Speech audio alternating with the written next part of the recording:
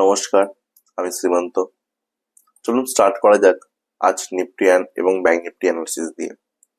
Nifty এবং bank Nifty সোমবারের জন্য কিভাবে আমার টার্গেট প্ল্যান থাকবে, কি প্ল্যান থাকবে সেটা দেখে নিই। নিফটি 24,669 মার্কেট ক্লোজ হয়েছে। যখন প্রাইস এই যে সুইংটা আছে 24,650-এর কাছাকাছি, এক্স্যাক্টলি প্রাইস দেখি 24,621 মার্কেট যখন নিচে আসবে, 24,621 নিচে এলে 24,562 থেকে 24,500 প্রাইস সাপোর্ট নিতে পারে। আবার প্রাইস ফার্স্ট টাইম যখন উপরে যাবে 24,857 থেকে মার্কেট রেজিস্ট্যান্স নিতে পারে। তাহলে আমাদের এখানে কাজটা কি? আমাদের এখানে মেনলি কাজ হবে কি, যখন প্রাইস 24,500 থেকে 550-এর কাছাকাছি প্রাইস সাপোর্ট নেবে, সেখানে আমরা বাইং করব। আবার 24,857-তে যখন মার্কেট রেজিস্ট্যান্স নেবে তখন আমরা সেলিং করব। কিন্তু প্রাইস 24,562-র নিচে মার্কেট একবার ক্লোজ করলেও সাস্টেন করতে যেহেতু পারেনি, সেই কারণের জন্য এখানে বাইং করার চেষ্টা করব। কিন্তু যদি প্রাইস 24,562-র নিচে আবার নিচে সেলিং এসে রেজিস্ট্যান্স করে, এখানে যেহেতু একটা মনিটারি পলিসি ছিল, সাস্টেন করেনি, প্রাইস উপরে উঠে গেছে, 24,562-র নিচে এসে যদি প্রাইস সাস্টেন করে, তাহলে 24,322 এবং 24,300 মার্কেটের জন্য টার্গেট থাকবে। 24,857 থেকে ফার্স্ট আমরা সেল করার চেষ্টা করব। কিন্তু যদি প্রাইস হিউজ গ্যাপ আপ হয়, খুব ভালো যদি মার্কেটের মধ্যে যদি নিউজ থাকে, 24,857-এর উপরে প্রাইস যদি যায়, তাহলে 25,059, এখান থেকে 200 পয়েন্টের জন্য আমাদের কাছে টার্গেট থাকবে। এটা সোমবারের জন্য। কারণ যদি ডেলি টাইম ফ্রেম দেখে কি দেখতে পাবো, মার্কেট আপ ট্রেন্ড কন্টিনিউ আছে, কোনো প্রবলেম নেই, কোনো অসুবিধাও নেই, ঠিকঠাক প্রাইস যাচ্ছে। তো যদি আমরা একটু ডেলি টাইম ফ্রেম দেখি, দেখতে পাচ্ছি কি এই যে একটা সুইং আছে, এই সুইংকে রেসপেক্ট প্রাইস করেছে, এই সুইংকে প্রাইস রেসপেক্ট করেছে এবং এই সুইংকে মার্কেট রেজিস্ট্যান্সও নিয়েছে। কিন্তু এই রেজিস্ট্যান্সটা ঠিকঠাক হবে কিনা সেটা আমরা সোমবার বুঝতে পারবো। কারণ এই রেজিস্ট্যান্স তো অবশ্যই 24,857 রেজিস্ট্যান্স কনফার্ম করে দিয়েছে প্রাইস, কিন্তু এই রেজিস্ট্যান্স ব্রেক করবে কিনা বা প্রাইস নিচের দিকে আসছে কিনা সেটা আমরা সোমবার দিনে বুঝতে পারবো। চলুন ব্যাংক নিফটি দেখে নিই। ব্যাংক নিফটি কি দেখতে পাচ্ছি, ব্যাংক নিফটি দেখতে পাচ্ছি কি প্রাইস আপ ট্রেন্ড কন্টিনিউ আছে। ব্যাংক নিফটির মধ্যে কোনো রকম উইক নেই, ঠিকঠাক যাচ্ছে, প্রাইস আপ ট্রেন্ড কন্টিনিউ আছে। প্রিভিয়াস যদি আমরা রেজিস্ট্যান্স দেখি, সেই রেজিস্ট্যান্সের উপরেই প্রাইস আছে। এই যে রেজিস্ট্যান্স, এই রেজিস্ট্যান্স উপরে প্রাইস আছে। Next resistance 54,467 all time high level আছে। সো যদি bank Nifty all time high level break করার চেষ্টা করে, তো নিফটিও উপরে গিয়ে ব্রেক করার চেষ্টা করবে, যেটা আমরা ডেলি টাইম ফ্রেমে বললাম। রেজিস্ট্যান্স দেওয়ার চেষ্টা করছে 24,400-500 কাছাকাছি থেকে, 500 নয়, একবার দেখে নি, 24,857, 24,857-এর ওপর বা 900-এর ওপর প্রাইস হতে পারে, যেটা আমরা বলছিলাম 25,007 টার্গেট থাকবে। যদি ব্যাংক নিফটি ব্রেক করে, তো নিফটি ওই লেভেলগুলো সব ব্রেক করে দেবে। ব্যাংক নিফটি 53,888 কাছ থেকে মার্কেট রেজিস্ট্যান্স ফার্স্ট টাইম নিতে পারে। বাট যদি মার্কেটের মধ্যে হিউজ গ্যাপ আপ ওপেন হয়, 53,800-র উপরে ওপেন হলো, তখন প্রাইস আবার 53,888 ব্রেক করে 54,172, 54,027 আর 54,467 অল টাইম হাই, এই লেভেলকে মার্কেট ব্রেক করতে পারে। কিন্তু আমার অ্যানালিসিস এটা বলছে যে, যেহেতু প্রাইস এই যে সুইং দেখতে পাচ্ছি, যেহেতু প্রাইস 53,387-এর নিচে মার্কেট দুবার এসেছিল এবং প্রাইস ক্লোজও করেছিল, বাট সাস্টেন করেনি। ইমিডিয়েট প্রাইস কি করেছে, সঙ্গে সঙ্গে এসছে এবং একটা ক্যান্ডেল সঙ্গে সঙ্গে উপরে তুলে দিয়েছে। এখানে একটা ডাউট হচ্ছে কি, 53,387 এই লেভেলটা অলরেডি উইক হয়ে গেছে। সো নেক্সট টার্গেট থাকবে কি 52,884। এটা মনে হয় প্রাইস দেখে এটাই অ্যানালিসিস করে বোঝা যাচ্ছে যে 52,884 থেকে যখন প্রাইস সাপোর্ট নেবে, তখন প্রাইসের মধ্যে যে স্ট্রেংথ থাকবে, সেই স্ট্রেংথটা এই মুহূর্তে নেই। কিন্তু গ্যাপ আপ যদি ওপেন হয়, তাহলে এই লেভেলগুলো আবার রেজিস্ট্যান্স নিতে পারে। কিন্তু যদি 52,884 থেকে প্রাইস হাই ফরমেশন করে উপরে যায়, তখন আবার এই লেভেলগুলো রেজিস্ট্যান্স নেবে না। এটা কিন্তু আমাদের মাথায় রাখতে হবে। তাহলে আমরা কি করব, ফার্স্ট টাইম 53,888 কাছে থেকে আমরা সেল করার চেষ্টা করব। 53,387 থেকে 53,160 মার্কেটের জন্য সাপোর্ট হিসেবে কাজ করতে পারে। এটা একটা ইম্পর্টেন্ট ব্যাপার আছে। কিন্তু 53,387 নিচে বা 400 এর নিচে আমি বারে বারে সেল করার চেষ্টা করব 52,884 জন্য। যদি মার্কেট ওই 53,460 যদি না করতে পারে, যদি মার্কেট বারে বারে চেষ্টা করে, আবার যদি চেষ্টা করে নেক্সট দিন মন্ডেতে 53,400 ওপরে যাওয়ার, তাহলে আমরা ওইটাকে কি করবো, মানে একদম সীমিত এসএল দিয়ে আমরা এখানে বুক করব বা ট্রেডটাকে এখানে ম্যানেজ করব। বেশিরভাগ ট্রেডটাকে ম্যানেজ করার চেষ্টা করি, বাট যদি ম্যানেজ না হয়ে ওঠে বা সীমিত এসএল দিয়ে এখানে আমরা ট্রেডটাকে বুক করে এক্সিট করে দেবো। সঙ্গে সঙ্গে আমরা কি করবো, বাইং এ বসে পড়বো। 53,400 ওপর থেকে আমরা সঙ্গে সঙ্গে বাইং এ বসে পড়বো। 53,500 বা 600 কাছাকাছি টার্গেট থাকবে। কারণ যদি আমরা ট্রেন্ড দেখি, সেই ট্রেন্ডটা কি হচ্ছে, প্রাইস কন্টিনিউ করছে। যতক্ষণ এই ট্রেন্ডের উপরে যাবে ততক্ষণ মনে করছি 53,900 কাছাকাছি প্রাইস আবার একটা রেজিস্ট্যান্স নিতে পারে। কিন্তু এই ট্রেন্ড যেহেতু কন্টিনিউ করছে 53,400, আমি ওই জন্য বললাম সেলিং এর দিকে আমি কেন আছি।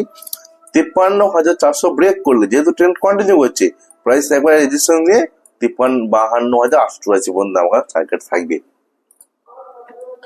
সো লজিক অনেক ধরনের হয়, যে যেমন যে ধরনের লজিক পছন্দ করে বা যে ধরনের যে লজিক যে বুঝতে পারে, যে ধরনের যারা যেভাবে ট্রেন্ড যাদের কাছে যেটা অভ্যস্ত, সেইভাবে সবাই সেইভাবে ট্রেড হয়।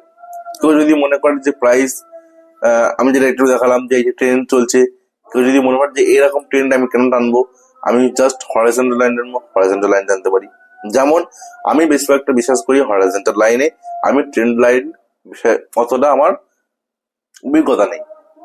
কিন্তু ট্রেন্ড লাইন খারাপ আমি কিন্তু এটা বলতে পারি না, কারণ ট্রেন্ড লাইন ড্রয়িং করে বা ট্রেন্ড লাইন মার্কেটের মধ্যে অনেকে ড্রয়িং করে তারা খুবই ভালো প্রফিটেবল করতেছে। ট্রেড লাইনের সম্বন্ধে আমার অভিজ্ঞতা নেই বলে যে খারাপ তা নয়। যেমন অনেকে বলে থাকে কি ইন্টার ট্রেড, বা এই ট্রেড করলে অনেকে বলে থাকে যে ট্রেড করা ঠিক নয় বা ভুল, ট্রেড করলে বেশি লস হয়। কেন? সেই ট্রেড সম্বন্ধে তাদের অভিজ্ঞতা নেই বলে তারা এই কথাটা বলে। ট্রেডে পয়সা হয় না কে বলেছে? ট্রেড করলে এখান থেকে প্রফিট হয় না কে বলেছে?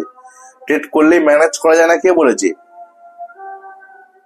ট্রেড কিভাবে ম্যানেজ করতে হয়, এই ট্রেড কিভাবে ম্যানেজ করতে হয়, এটা আমি আমার গুরুদেবের কাছে শিখেছি। কিভাবে খুব শান্ত মনে, একদম শান্ত মনে কিভাবে ট্রেডটা ম্যানেজ করে। 53,400 যখনই ব্রেক করছে সঙ্গে সঙ্গে কি করছে, আমরা সেল পজিশন ওপেন করে দিচ্ছি। একটা সিঙ্গেল সেল পজিশন ওপেন করা হয় না, সবসময় হেজ করা হয়। 53,400 নিজের সঙ্গে সঙ্গে সেল পজিশন ওপেন করে দেওয়া হলো। যেই দেখতে হবে প্রাইসকে যে 53,400 কে মার্কেট কি রিটেস্ট করছে, রিটেস্ট করার জন্য ওয়েট করতে হবে। যদি 53,400 রিটেস্ট না করে প্রাইস ইমিডিয়েট সঙ্গে সঙ্গে উপরে উঠে যায়, তাহলে কি করতে ট্রেডকে ম্যানেজ করতে হয়। কিন্তু যদি ডাইরেকশন ট্রেড হয়, 53,400 নিচ থেকে যদি ডাইরেকশন ট্রেড হয়, তাহলে 52,884 পর্যন্ত হোল্ড করার চেষ্টা করতে হবে। ঠিক আছে, ওই জন্য বলছি ট্রেড যদি ম্যানেজ করা হয় অল্প এসএল দিয়ে বুক করতে হবে। আর যদি ট্রেড ডাইরেকশনালি চলতে থাকে, তাহলে সেই ট্রেডকে মিনিমাম এখান থেকে 500 পয়েন্ট বুক করতে হবে বা নিতে হবে। কারণ ছোট এসএল দিয়ে যদি আমরা বড় ট্রেন্ডে যদি না যাই, বড় ট্রেন্ড যদি হতে না পারি, তাহলে আলটিমেটলি কিছুই আসবে না। সেই কারণের জন্য অবশ্যই ট্রেড করার আগে আপনার প্রত্যেকের কাছে একটাই অনুরোধ, ট্রেড করার আগে, ট্রেড নেবার আগে ব্যাক টেস্ট করুন, প্র্যাকটিস করুন, বারে বারে প্র্যাকটিস করুন। একবারের জায়গায় হয়তো দুবার ভুল হতে পারে।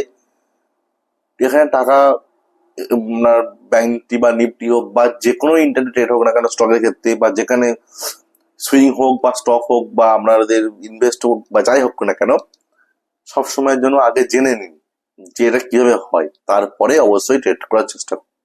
না আলটিমেটলি টাকাটা কিন্তু শুধু শুধু মাইনাস হয়ে যাবে। ঠিক আছে, তাই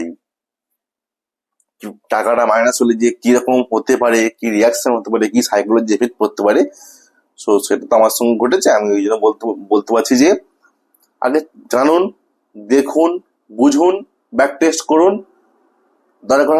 দরকার হয় দিনে 3 পাতা লিখুন খাতায়, যে এই জায়গায় ভুল হয়েছে, এই জায়গায় ঠিক হয়েছে, ভুল কোথায় হচ্ছে, ঠিক কোথায় হচ্ছে, সেটাকে লিখুন বারে বারে। তবেই কিন্তু সেই জায়গাগুলো আপনাদের কারেকশন করা সম্ভব হবে।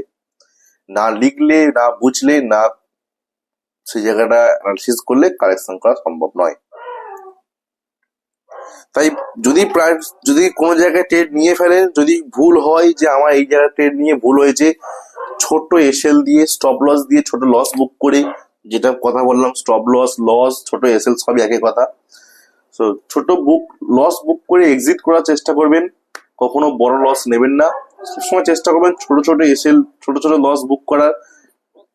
যখনই মার্কেট বিপরীত দিকে চলবে, লুজিং পজিশন অ্যাড না করে সবসময় ট্রেডটাকে ম্যানেজ করার চেষ্টা করবেন। যে একটা এক্সাম্পল আপনাদেরকে বোঝানোর চেষ্টা করছি, ভালো করে বুঝবেন নাকি। মনে করুন আমি একদম লস ট্রেড দিয়ে বোঝাচ্ছি, তবে আপনারা বুঝতে পারবেন। লস ট্রেড দিয়ে 53,387 বা 400 লেভেল যখন প্রাইস ব্রেক করেছে, এই ক্যান্ডেলটা দেখতে পাচ্ছি কি, যখন প্রাইস ব্রেক করেছে, মনে করুন আমি এখানে সেলই করলাম একটা, আমি লস ট্রেড দিয়ে বোঝাচ্ছি। আমি এখানে কি করলাম, 53,387 মার্কেট লেভেল টাচ করার সঙ্গে সঙ্গে সেল করলাম, কিন্তু দেখা যাচ্ছে 2-3 মিনিট ওয়েট করার পরে প্রাইস ব্রেক করে দিল। তখন কি করব? আবার কি একটা সেল পজিশন ওখানে অ্যাড করব? এটাকে বলা হয় ট্রেডটাকে অ্যাডজাস্ট করা, ম্যানেজ করা নয়। ট্রেডটাকে, পজিশনটাকে কি করা হচ্ছে, আমরা আবার একটা পজিশন অ্যাড করে ট্রেডটাকে অ্যাডজাস্ট করার চেষ্টা করছি। এটাকে বলা হয় লুজিং পজিশনে ট্রেড অ্যাডজাস্ট। যে এখানে সেল করেছি, এই 53,387-তে সেল করেছি, প্রাইস যখন ওপরে যাচ্ছে তখন আমরা ফের পজিশন অ্যাড করছি, সেলিং পজিশন। এটাকে বলা ট্রেড অ্যাডজাস্ট, আর এটা করা একদমই উচিত নয়। এখানে কি করতে হবে, আমরা যেহেতু 53,000 বা আমি যেহেতু 53,387-তে সেল হয়েছিলাম, সেখানে কি করব, 53,387-তে যখন প্রাইস ব্রেক করে ক্লোজ করলো উপরের দিকে, হ্যাঁ এখানে একটা জিনিস বলে দিই, শুধু আমি সিঙ্গেল সেল করব না, সবসময়ের জন্য এখানে হেজ করে নেবো।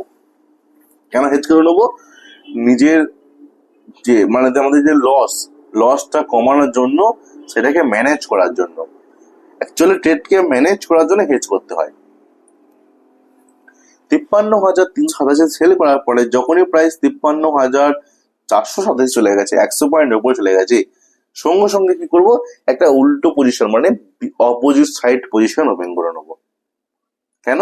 যদি আমরা অপোজিট সাইড পজিশন যদি ওপেন করি, যেটা আমরা লজিক পজিশন কিন্তু অ্যাড করবো না, আমরা উইনিং ট্রেডের দিকে যাব। এখন বর্তমানে উইনিং ট্রেড কি, বাইং পজিশন। সো আমরা কি করব, বাইং পজিশন ওপেন করব। বাইং পজিশন যদি আমরা সেল করি 1 লট, বাইং পজিশন এখানে সময়ের জন্য 2 লট অ্যাড করে দেবো। এই বাইং পজিশন এখানে 2 লট অ্যাড করে নিলে আমাদের কাছে ট্রেডটা ম্যানেজ হয়ে যাবে। আর এই 2 লট ট্রেডে একটা রুলস থাকবে কি, মনে করুন আমি 2 লট ট্রেড এন্ট্রি নিয়েছি, এটা এক্সাম্পল দিচ্ছি। 2 লট ট্রেডটা আমি এন্ট্রি নিয়েছি 53,500, ঠিক আছে।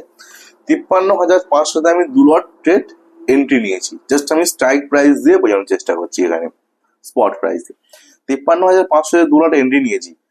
আমি কোনো মতেই এই 53,500-র নিচে আমি কখনো আসতে দেবো না। যখনই প্রাইস 53,500-র নিচে, মনে করো 53,490 বা 480 যখনই আসবে, আমি সঙ্গে সঙ্গে কি করবো, ট্রেডটাকে এক্সিট করে দেবো। যে ট্রেডটা সেকেন্ড বার নিয়েছি, সেই ট্রেডটাকে সঙ্গে সঙ্গে এক্সিট করতে হবে। কেন? সেকেন্ড ট্রেডকে কখনো আমি লসে রান করতে দেবো না, কারণ আমার কাছে তো অলরেডি একটা সেলিং ট্রেড তো হোল্ড আছে। সো সেকেন্ড ট্রেডটা আমি লসে কেন রান করতে দেবো? সেকেন্ড ট্রেডটা কি জন্য রান করবো, যদি প্রাইস 53,500-র উপরে চলতে থাকে, আমি এই ট্রেডটাকে কি করতে দেবো, হোল্ড করে দেবো। এই ট্রেডটাকে ছাড়বো না, এটা আমার কাছে কন্টিনিউ চলতে থাকবে। একটা লেভেলের পরে, মনে করুন 53,500 থেকে 53,800 পর্যন্ত প্রাইস যখন গেল, বা 53,700 পর্যন্ত যখন গেল, তখন কি করবো, 3টে ট্রেড একসঙ্গে এক্সিট করে দেবো। যেটা সেল করেছিলাম সেটা, যেটা হেজ করেছিলাম, প্লাস যেটা বাইং করলাম, 3টে পজিশন একসঙ্গে এক্সিট করে দেবো। দেওয়ার পরে দেখা যাবে কি, পিএনএল এ যেটা দেখবো খুব বেশি লস থাকে না। এই ট্রেডকে ম্যানেজ করলে পিএনএল ঠিকঠাক মোটামুটি ম্যানেজ হয়ে যায়। এটা করতে পারেন। সেকেন্ড কি, আমরা একটা জিনিস করেছি কি, প্রথম থেকে সঙ্গে সঙ্গে এসএল কে বুক করে দিয়ে ফের নেক্সট বাইং এ বসার চেষ্টা করি, কিন্তু এসএল বুক করার পরে সঙ্গে সঙ্গে অপোজিট পজিশনে বসাটা একটা কি হয়ে যায়, চাপ হয়ে যায়। আমরা অনেকে মুখে শুধু বলে থাকি যে একটা অপোজিট পজিশন সঙ্গে সঙ্গে ওপেন করা উচিত, না হলে প্রাইস কি করে মেকআপ করা যাবে। না, এই যে জিনিসটা অপোজিট পজিশনে বসাতে উচিত, কিন্তু অপোজিট পজিশনে বসাটা অনেকটা টাফ হয়ে যায়, অনেকটা চাপ হয়ে যায় জায়গাটা বসা। অপোজিট পজিশনে অতটা বসা সহজ নয়। যদিও অলরেডি একটা হেজ পজিশন এই জায়গাটা ওপেন থাকে, তবেই অপোজিট পজিশনে কি করা মানে অপোজিট পজিশনে বসা সম্ভব, না হলে কিন্তু অপোজিট পজিশনে বসা অসম্ভব কিছু নেই। অপোজিট পজিশনে বসাটা অসম্ভব কিছু নেই, বসা যায়, কিন্তু সাইকোলজি কি করে এখানে বসতে দেয় না। কি মনে হয়, এখানে আমার লস হয়ে যাচ্ছে, লস বুক করেছি, আমি এখানে আর ট্রেড নিতে পারছি না, বা ট্রেড নিতে অনেকে পারে না, আমি পারতাম না। কিন্তু যখন এই জায়গাটা 53,387 সেলের কাছে হেজ পজিশন ওপেন থাকবে, তখনই কি হবে, ট্রেডটাকে ম্যানেজ করাটা অনেকটা ইজি হয়ে যায়। বারে বারে বলছি, যখনই ট্রেড নেবেন নিফটি এবং ব্যাংক নিফটির মধ্যে সবসময় হেজ পজিশন ওপেন করে নেবেন, সিঙ্গেল ট্রেড নেবেন না। সিঙ্গেল ট্রেড নিলে একটা মাইন্ডের মধ্যে কি হয়ে থাকে, রিস্কটা বেশি হয়ে থাকে। কি রিস্ক বেশি হয়ে থাকে, সাইকোলজির মধ্যে একটা কি এফেক্ট পড়ে, যে না, প্রাইস যখন অপোজিট পজিশনে মানে যখন লসের দিকে যেতে থাকে, তখন ওই জায়গাগুলো কি হয়, এক্সিট করতে খুব প্রবলেম হয়ে যায়। মানে লসটাকে এক্সিট করাটা খুব সমস্যা হয়ে যায়। মুখে কিন্তু আমরা অনেকে বলে দিই যে এক্সিট করে দেওয়া উচিত, কিন্তু এক্সিটটা রিয়েল রিয়েল ট্রেডে এক্সিট করাটা কি হয়, মনে হয় যেন প্রাইস আবারও নিচে আসবে। ওই জন্য কি বললাম, লুজিং পজিশনে অ্যাড করা দরকার নেই। যখন প্রাইস উপরে ব্রেক করেছে, সঙ্গে সঙ্গে কি করা উচিত, প্রাইসকে অপোজিট পজিশনে ট্রেডকে ম্যানেজ করা উচিত। অপোজিট পজিশনে ট্রেডকে ম্যানেজ করে দেখবেন একদিন আপনাদের খুবই ভালো লাগবে ট্রেড করতে। এখানে একটা এক্সাম্পল দিয়ে বোঝানোর চেষ্টা করছি। মনে করলাম এখানে অপোজিট পজিশন ওপেন করলাম 53,500, কিন্তু প্রাইস ইমিডিয়েট 53,480, 90 চলে এলো। কি করবো, সেকেন্ড ট্রেডটাকে এক্সিট করবো। সেকেন্ড ট্রেডটা মাথায় রাখতে হবে, সেকেন্ড ট্রেডটা কোনো রকম ভাবে লসে রান করতে দেবো না। ওই 10 পয়েন্ট 20 পয়েন্ট মতো ঠিক আছে, তারপরে লসে আর রান করতে দেবো না। তাও 20 পয়েন্ট তো অনেক বেশি, 10 পয়েন্ট পর্যন্ত ঠিক আছে, লসে রান করতে দেবো না। সেকেন্ড ট্রেডটা যখনই প্রাইস আবার ইমিডিয়েট, মনে করুন প্রাইস ইমিডিয়েট এখান থেকে ঘুরছে, সেটা কেন ম্যানেজ করতে বললাম, মনে করুন প্রাইস এখান থেকে ইমিডিয়েট ঘুরছে, সেকেন্ড ট্রেডটা সঙ্গে সঙ্গে এক্সিট করে দিয়ে যেটা ফার্স্ট ট্রেড ছিলাম, ফার্স্ট ট্রেডটা কিন্তু হোল্ড মানে ছাড়বো না, ফার্স্ট ট্রেড ধরে থাকবো। যদি প্রাইস ইমিডিয়েট নিচে আসতো, তাহলে কি হতো, ফার্স্ট ট্রেডটা আমার যেমন ছিল তেমন চলতো। ঠিক যেমন আমি এই জায়গাটা বোঝানোর চেষ্টা করছি। এই জায়গাটা কি করবো, ফার্স্ট টাইম যদি আমি সেল করি, এই যে রেজিস্ট্যান্সের কাছাকাছি যদি সেল করি, তাহলে কি করবো, ব্রেক করার সঙ্গে সঙ্গে এটা কি করতে হবে, আমাদেরকে ট্রেডকে ম্যানেজ করতে হবে। মানে আমরা অপোজিট সাইডে ট্রেড ম্যানেজ করব। প্রাইস কিন্তু যেই এই সুইং এর নিচে চলে এসছে, সঙ্গে সঙ্গে কি করতে হবে, যে ট্রেডটা আমরা ম্যানেজ করার জন্য নিয়েছিলাম সেটাকে এক্সিট করে দেবো। কি, যদি যেই প্রাইসে কিনেছি সেই দরকার হয় সেই প্রাইসে এক্সিট করে দেবো, লস নেবো না। সেকেন্ড ট্রেডটা, ফার্স্ট যে ট্রেডটা সেলিং এর জন্য নিয়েছিলাম সেটাকে কন্টিনিউ করবো। ওই জন্য বললাম ট্রেড হেজ করে ম্যানেজ করবেন। কখনো ট্রেডটাকে বারে বারে এন্ট্রি এক্সিট এই জায়গাগুলো খুঁজবেন না, হেজ করবেন, ম্যানেজ করবেন, চেষ্টা করবেন সবসময় অল্প এসএল দিয়ে ট্রেডগুলোকে এক্সিট করে দেওয়ার। কখনো এসএল কে বড় রাখবেন না, এসএল কে বড় করবেন না। এসএল যত বড় হয়ে যাবে, রিস্ক যত বেশি রাখবেন, তত কি হবে, রিওয়ার্ডের দিক থেকে ম্যানেজ করাটা খুব প্রবলেম হয়ে যাবে। রিস্ক যত বেশি রাখবেন, ক্যাপিটাল শেষ হয়ে যাবে। যত ক্যাপিটাল এখানে আনেন না কেন, সব শেষ হয়ে যাবে যদি রিস্ককে ম্যানেজ যদি না করতে পারেন। কারণ এক সময় আমার সঙ্গে এটা ঘটেছে, রিয়েল ঘটেছে, সেই কারণের জন্য আমি এগুলো বলতে পারছি বা এগুলো আমি ফিল করতে পারি। যদি ম্যানেজ যদি না করা যায়, তো বারে বারে বলছি, ট্রেড যদি না জানেন শিখবেন, গুরুর কাছে যান, শিখুন। যেমন আমিও প্রথমে না জেনে করেছি, অনেক মাইনাস খেয়েছি, হয়েছে। সো একজনের জানুন যে করেছে, যে মাইনাস করেছে, যে প্রফিট করছে, যে ট্রেড বিগত ট্রেড করছে, তারাই একমাত্র আপনাকে এই ফিলিংস গুলো বলতে পারবে। এই জায়গাগুলো আপনাকে সবাইকে ফলো করতে হবে। Thank you. যদি আপনাদের ধন্যবাদ। যদি আপনাদের এই ভিডিওটা ভালো লেগে থাকে, প্লিজ লাইক অ্যান্ড শেয়ার করবেন। যদি আপনি এই চ্যানেলে নতুন হয়ে থাকেন, প্লিজ সাবস্ক্রাইব করবেন। যদি কোনো জায়গায় বুঝতে অসুবিধা হয়, কোনো কিছুর গাইডের যদি প্রয়োজন হয়, তো কমেন্ট করে বলবেন।